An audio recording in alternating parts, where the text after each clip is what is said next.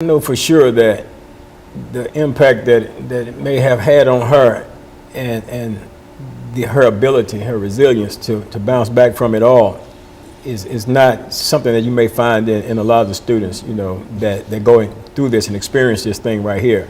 Fortunately for her, she had, you know, she has that within herself, and then she had a support system around her to help her to be able to navigate her way through this. And, you know, then they brought down the standards and stuff like that, you know, even set roadblocks when she got back somewhat into the system. Now she's saying that, you know, she's not been able to experience a lot of things that she would normally have experienced as a senior who had a determined mindset to excel in the things that she was in school to accomplish. So there was a whole lot that goes into that process. But what I really like to do is be able to identify to your audience here how they can get in touch with Gideon's Army and the Peace Project so that we can create some partnerships and move this thing forward. Ms. Fatuga, why don't you give us that information about how people might be able to get in touch with you and how they might be able to help you in order to perhaps make this a much broader operation than you have. Thank you. Our phone number is 615-852-7530.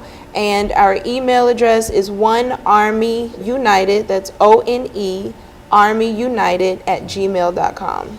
And so they can get in touch with you, and you've got some information that you can send out to them and sort of encourage them to do other things. Is that what you're saying? Yes, we have got work. We are going to, if you call us, we are going to put you to work. There are so many things to do, from voter registration to volunteering with young people to hosting events. I mean, there's so many different things that can be done. So, Pastor, final comments. You know, and we need that help. We need that help. We need it from people who have children in the school system who are experiencing that. We need that help from people that have children in the school system who are not experiencing that. We need voices from both sides of this thing, because this is so important, because it's affecting our children, and if it affects our children, it's going to affect the whole of society, because after all, we're saying that the children are our future. So if the children are our future, seem like we would want to be actively involved in nourishing our future so that we can have a hope.